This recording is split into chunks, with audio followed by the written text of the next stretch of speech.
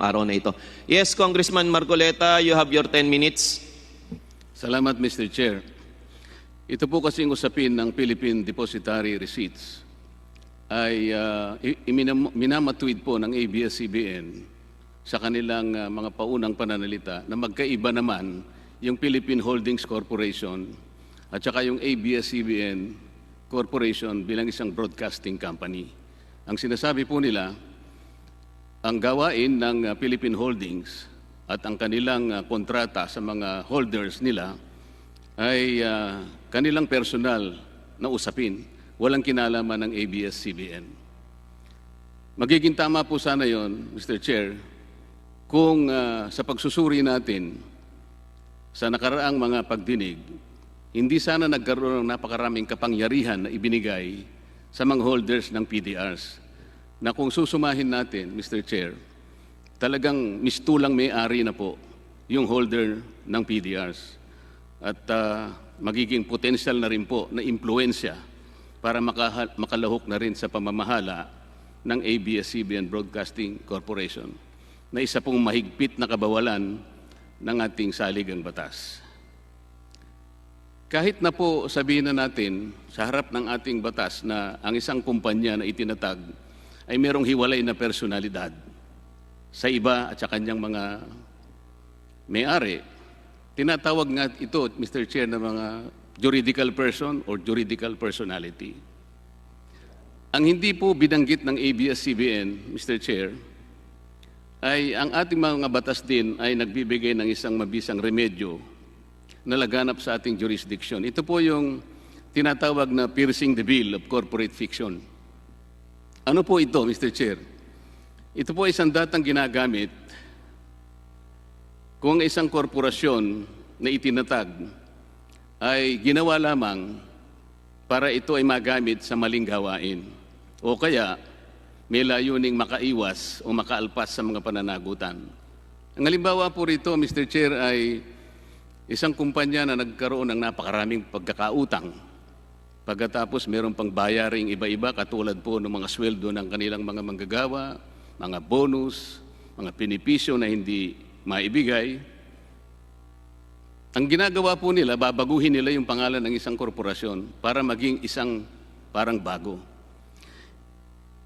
Ang ibig sabihin nito, Mr. Chair, iiwasan nila yung pananagutan o mga legal na limitasyon sapagkat bago na nga yung korporasyon.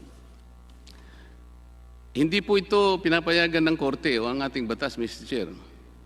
Ang mangyayari po nito, hihiwain po niya yung tabing o belo na nakatakip to sa bagong korporasyon na yon para yung kanyang katauhan ay malantad, mabalik sa dating kalagayan. Hindi po niya magagamit yung tinatawag na separate or distinct personality, kagaya po ng minamatweet ng ABS-CBN, sapagkat mayroong pananagutan o maling gawain na kanilang nagagawa. Ito po ang ibig sabihin ng piercing the veil of corporate identity. Ang maling paggamit po ng Philippine Deposit Receipts ng may-ari ng ABS-CBN ay pilit na itinatago sa pamamagitan ng belo na nakatakip at itinago bilang di umano hiwalay na korporasyon sa ABS-CBN Broadcasting Corporation. Sa kanilang unang pagsasalita, Mr. Chair, nabanggit nila na wala namang bago yung PDRs. Ito'y ginagamit sa ibang panig ng mundo. Totoo po yun, Mr. Chair. Sapagkat sa ibang panig ng mundo, katulad ng Amerika halimbawa, wala naman pong requirement na 100% ownership ang kanilang mga broadcasting corporations o mga istasyon na radyo. Ang totoo pa nga po, Mr. Chair, 3 taon na nakararaan, pinayagan pa nga sa isang grupo ng mga broadcasters, 100% foreign ownership. Baligtad po. Hindi po kagaya sa atin. 100% Filipino ownership at saka yung kanyang pamamalakad. So, kailangan po nating magpakaingat. Kung halimbawa po yung PDRs, Mr. Chair, gagamitin doon sa mga regular na korporasyon na hindi humihingi at hindi hinahanap yung 100% ownership and management, baka sakali pong maluwag nating tatanggapin yun. May mga kumpanya na 60% lang. Kung advertising, hanggang 70% lang ang Filipino ownership.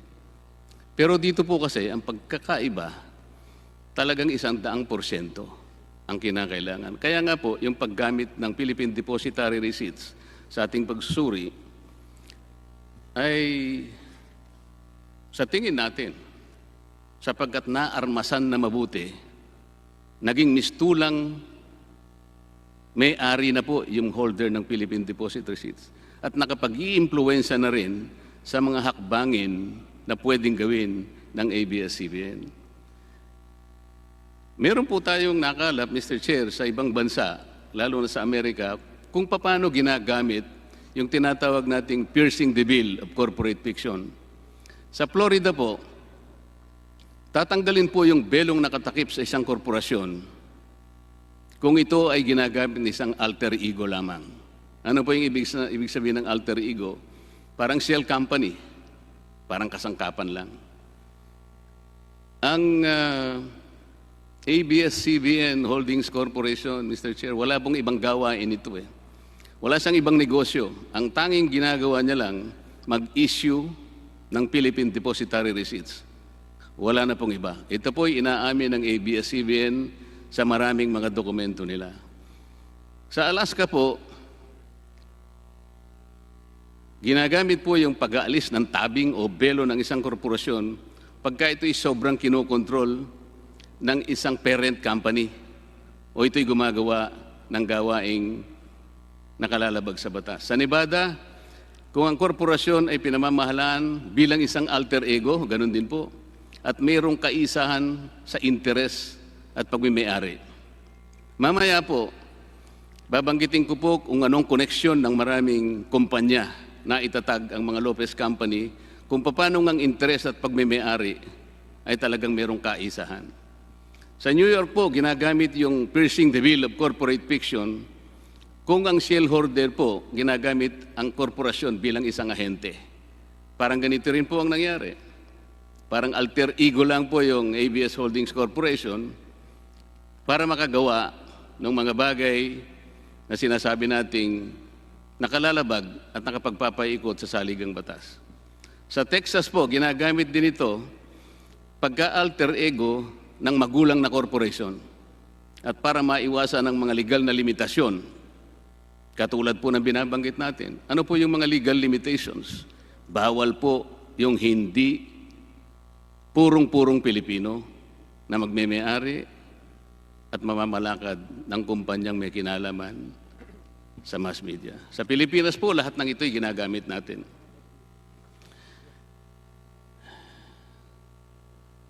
Aralin po natin, Mr. Chair, yung mga subsidiaries ng ABS-CBN at ang relasyon ng bawat isang kumpanya sa ilalim nito. Sa pag-i-issue po sa transaction ng Philippine Depositary Receipts, ito pong Lopez Group of Companies na ito ay involved lahat. Una, Lopez Incorporated. Ito po yung ultimate parent. Pangalawa, Lopez Holdings Corporation. Pang-apat, ABS-CBN Holdings Corporation. Pang-apat, ABS-CBN Corporation. Ano po pagkakaugnay nitong apat na ito? Ang Lopez INC ay pag-aari po ng apat na holding companies ng Eugenio Lopez Jr., Oscar Lopez, Manuel Lopez, Presentacion Lopez Sinakis. Ang Lopez Inc. ay pag-aari nitong apat na holding companies na kung tawagin ay Crosslaw Holdings Corporation, majority Filipino, Mantes Corporation, majority owner, Filipino, Creme Investment Corporation, Presta Holdings Company, Inc. Ang Lopez Incorporated naman po, Mr. Chair, ay nagme-may-ari ng ABS-CBN, 54.42%. Siya rin po ang may-ari ng Lopez Holdings Corporation, 54.4%. At ABS-CBN Holdings Corporation, 60%. Dito lamang po makikita, yung ABS Holdings Corporation, pag-aari po ng Lopez, ang ABS-CBN, pag-aari din po ng Lopez, majority stockholders, pati po yung PCD, Nominee Corporation, ito po yung depositary nung mga naibenta o na-issue mga Philippine Depositary Receipts. Alin po ang dalawang pag-aari ng PCD, Nominee Corporation? Isa po sa pag-aari niya, Lopez Holdings Corporation. Makikita nyo, konektado na naman doon. 30.67% Pilipino, 9.89% non-Filipino. Pag-aari niya rin po ang ABS-CBN Corporation, 39.79%, pero wala pong distinction sa citizenship. So makikita po natin dito, Mr. Chair, kung hindi po nagre-Rigodon, naglalaro po ng patentero sapagkat puro po ito Lopez Group of Companies. Kapag ka po pinag-uusapan natin ang Philippine Depositary Receipts, kaya po nung una kong tinanong, nagsimula po kasi yung ABS Holdings Corporation, Mr. Chair, at ito po naman ay aaminin siguro ng ABS-CBN. Ang capitalization po nito 1,000 lang. Ulitin ko po, 1,000 piso lang. Ang kanila pong total shares of stock, 1,000. Sa makatwid po, ang par value ng isang share, piso lang. Nagsimula lamang po sa 1,000 piso. Makalipas po ang halos 5 buwan, pinangalanan po ito ng ABS-CBN Holdings Corporation. At nakapag-issue na nga po ng 132 million PDRs. May katapat na 132 million shares of stocks na inilipat po ng Lopez Incorporated sa ABS-CBN Holdings Corporation. Tinanong ko po ano ang trato sa halagang halos 6 na bilyon sa libro ng ABS-CBN Holdings. Ang sabi po nila, ito po isang kapital. Malinaw po na binanggit nila. Kung ito po ay recorded sa books, hindi ko pa nga po alam, saang libro po kaya? Libro po ba ng ABS Holdings Corporation? Libro po ng Lopez Inc? O libro ng ABS-CBN? Tinrato po ninyo yung 6 billion bilang kapital. Saan pong libro na record yun? ABS-CBN?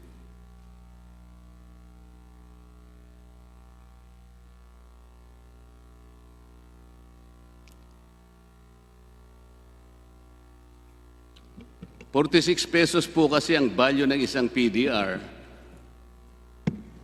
So, ni-multiply po natin sa 132 million, 6 billion po yun. Ang huling tanong ko po na binitawan sa inyo, ano po ang trato ninyo? Anong entrada po yun sa libro? Kanino po libro? ABS-CBN Holdings Corporation? ABS-CBN Corporation? O libro po ng Lopez Incorporated? Noong nilipat po ng Lopez Inc. yung 132 million shares ng ABS to ABS Holdings Corporation, parang liability lang ho siya ng ABS Holdings Corporation to Lopez Inc. So nakabook ho yun sa ABS Holdings Corporation as a liability. Nag-iba po yung sagot ninyo. Kung natatandaan ko po, ang sinagot po ni Attorney Del Castillo, kapital. Ngayon po, liability na naman. Ganito po yan eh. Kahit na po hindi ako accountant, ang pagkakaalam ko dyan, asset equals liability plus equity. Kung sasabihin po ninyong liability yan, edi babayaran po yan. Akala ko po ba security ang Philippine Depositary Receipts? Ang nangyari ho dyan, nung nag-offer naman ho yung ABS Holdings Corporation ng PDRs, natanggap po niya yung proceeds at binayad niya sa Lopez Inc. yung proceeds ng PDRs. Paano po nung i-transfer ng Lopez Incorporated yung mga shares of stocks underlying the PDRs? Nung i-transfer po, ano po siya ngayon? Naging asset po siya ng ABS Holdings, pero ang counterpart po niya is a liability to Lopez Inc. Ngayon, binenta ho yung PDRs, nagka-pera ho si ABS Holdings, ginamit ho yun pambayad sa Lopez Inc. ng kanyang liability. Nung binayad po, nung nirelease yun po yung mga common stocks, may bumaba po ngayon. Yung liability bumaba po. Kasi nag-transfer po kayo, di ba? Naging asset nung kabila. Ito po yung nagiging problema sapagkat napakahirap tuntunin po kung saan pumasok yung PDR, saan ginamit, paano na-record. Kaya nga po, sa tingin ko, gagamitin po natin yung tinatawag nating piercing the veil of corporate fiction sapagkat dito lamang po natin matutuntun talaga yung daloy po ng mga transactions. ABS-CBN Holdings issued 100... sino po nakakuha nitong pera nung 6 billion plus? Lahat ho ng proceeds napunta muna ho sa ABS Holdings Corporation. At yun ang pinangbayad sa pambili ng ABS Corporation shares. So, paano po anong nangyari po sa Lopez Incorporated? Siya po kasi ang nag-transfer eh. Nangyari ho, tinransfer niya ho, parang pautang muna, and then yung nagkaroon ho ng proceeds si ABS Holdings Corporation, binayaran ho niya si Lopez Inc. So, nabayaran ho yung utang. So ang recording ho sa books niyan sa ABS Holdings Corporation is an asset. So, talaga pong umiikot lamang sa mga kumpanya na ito. Tama po ba? Legal naman ho yung pag-ikot. It's a business transaction. Tsaka na po natin pag-uusapan kung legal o hindi. Umiikot lamang po, hindi po ba? Maliwanag po yun. It was being transferred. Okay. Doon po sa ABS-CBN Holdings financial ratios nyo as of December 31, 2018, ang total assets amounted to 18,863,784 with net revenues of 4,123,648. Paano po nagkaroon ng revenue samantalang ang ABS Holding ay isa lamang holding company? May revenues ho yan sa dividends ho na nare-receive from ABS. Paano po? Holding company lamang po siya eh. Opo. So bakit hindi po kayo nag-report ng gross revenue? Tiningnan ko po kasi wala kayong gross revenue. Ano po yung sources ng revenue nyo? Yung dividends ho na lang gagaling sa ABS-CBN Corporation na dinedeclare nila. Parang hindi po tama na magkakaroon kayo ng revenue sapagkat holding company lamang po. Di bali po. Tingnan mo. Kung mamarapatin niyo po ang holding company ma'am, po. Sandali lamang po para kasi baka maubos po yung... Iyon pong trading ng Philippine Depositary Receipts. Sabi po ng ABS-CBN Corporation, meron siyang unrealized loss as of December 31, 2018 in the amount of 863,174. ABS-CBN consolidates the financial of its subsidiaries, but ABS-CBN Holdings is not a subsidiary. Pero ito po ay 60% na pagmamay-ari ng Lopez Inc. So paano po tinatrato yung PDRs sa libro ng ABS-CBN? Up to 2006 is treated as an asset. But since 2006 there was a new international accounting standard that de-recognizes that asset. Ano po yun? International Accounting Standard? May international accounting standard ho noong 2006 na in-adopt ng Philippines which de-recognizes the PDRs. Pero yung accounting standard na yan po, meron din pong sinasabi na merong control dyan kapag umabot ka ng about 25% hanggang 50%. Tama po ba yun? Hindi po yun yung standard na ginagamit, yung ibang standard. So paano po yung fluctuation sa fair value ng Philippine Depositary Receipts ng ABS? Paano po nire-record yung fluctuation? Sapagkat ang sabi niya merong loss eh. Ngayon ho, dahil de-recognize na siya, hindi ho na-reflect yun sa books ng ABS Holdings. But that was up to 2006. Before 2006, that was reflected in the books and in the financial statements. Kung yun pong PDR holders nag-exercise ng option para doon sa delivery ng underlying shares,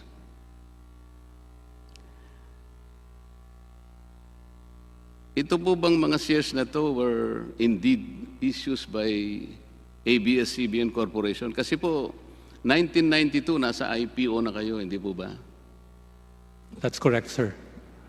Nagbayad po ba kayo ng 1/2 of 1%? O 5% o 10% ng capital gains tax?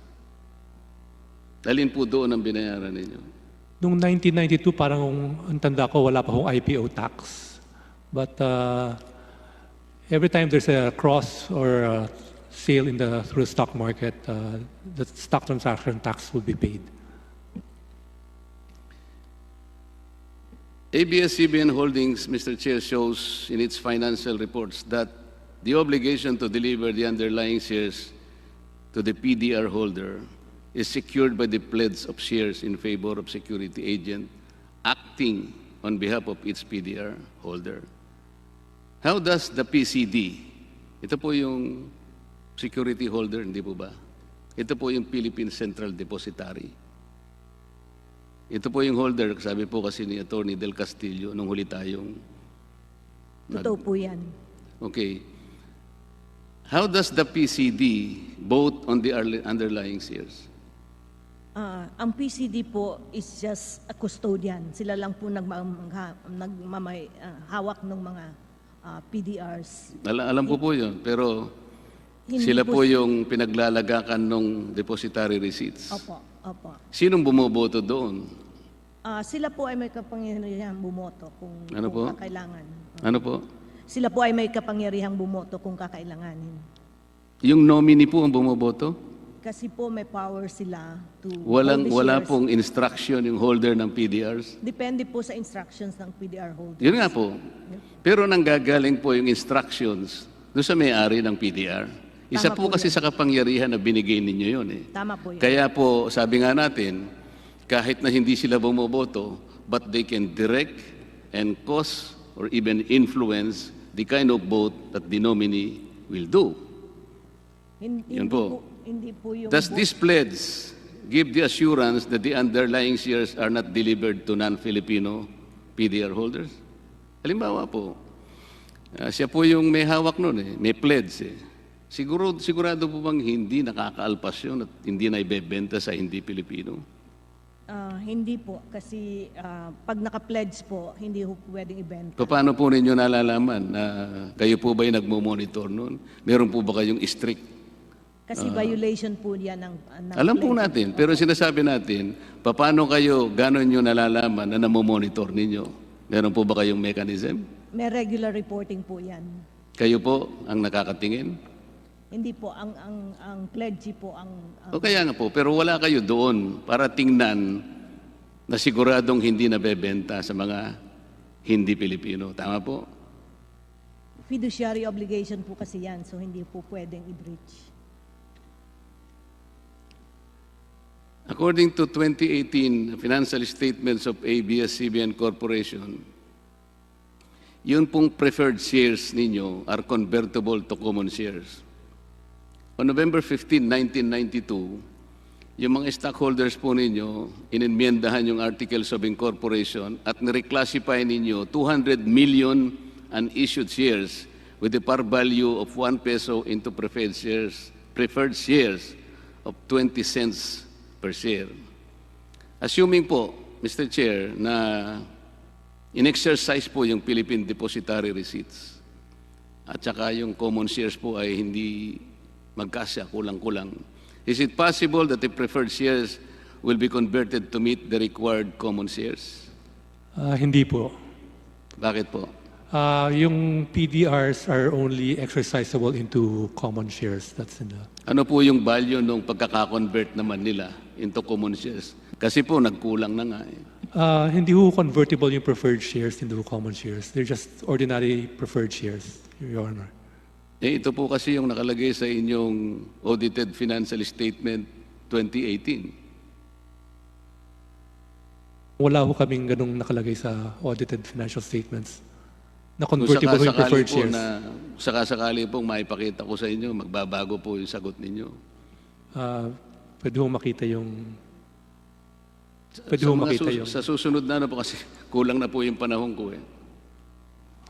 Tanda ko ho, wala hong ganun sa audited financial statements. Sige po, ng- pero ipakikita ko pa rin sa inyo. Sige po. If the shares are pledged in favor of the security agent, ito po ba ay mga numero lang o specifically designated para doon sa mga holders ng PDRs? Tunay na, po, na shares po yan na naka-pledge. Ito nga, numbers lamang po ba o specified, designated sa mga PDR holders? Hindi po. It's fungible po. So a total of 132 million shares ang naka-pledge. Wala pong corresponding certificate number 1 for PDR holder number 1. So yun po yung nagiging problema, Mr. Chair. Napakarami po ng maaring mangyari, magpapaikot-ikot po sa napakaraming holding companies.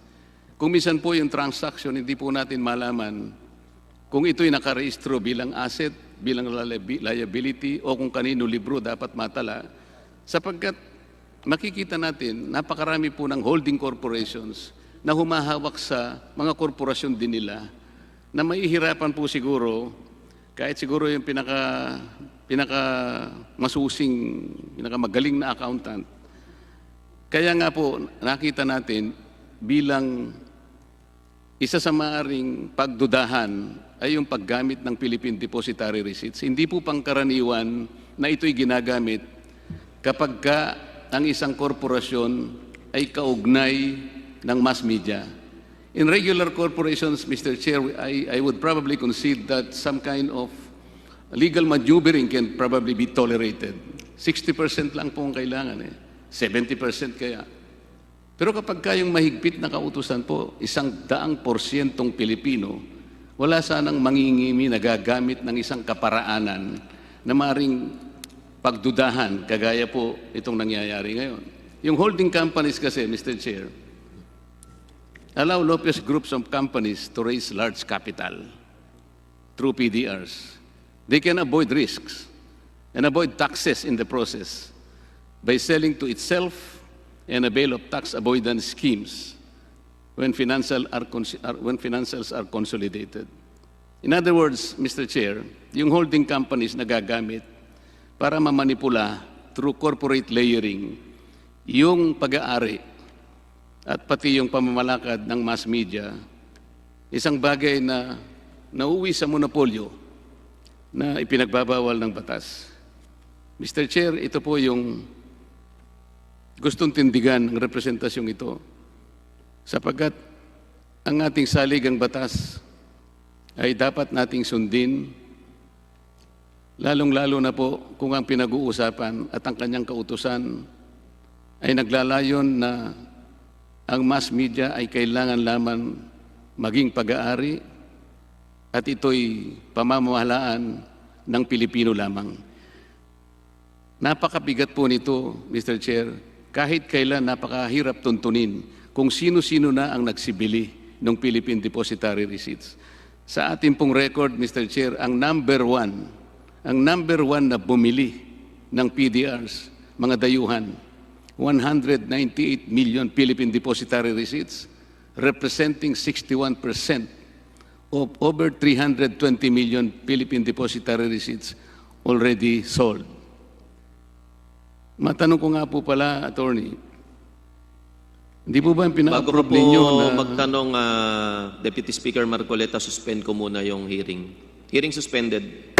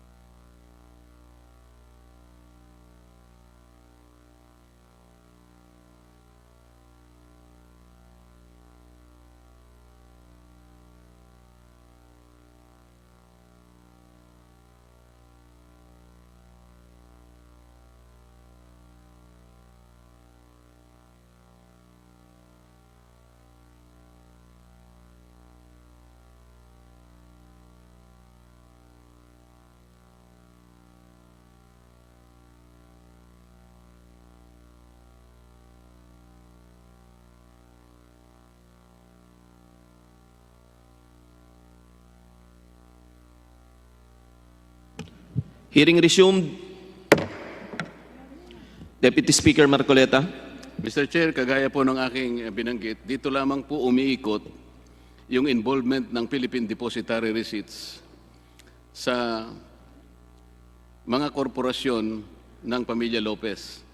Lopez Incorporated bilang ultimate parent, Lopez Holdings Corporation, ABS-CBN Holdings Corporation, ABS-CBN Corporation.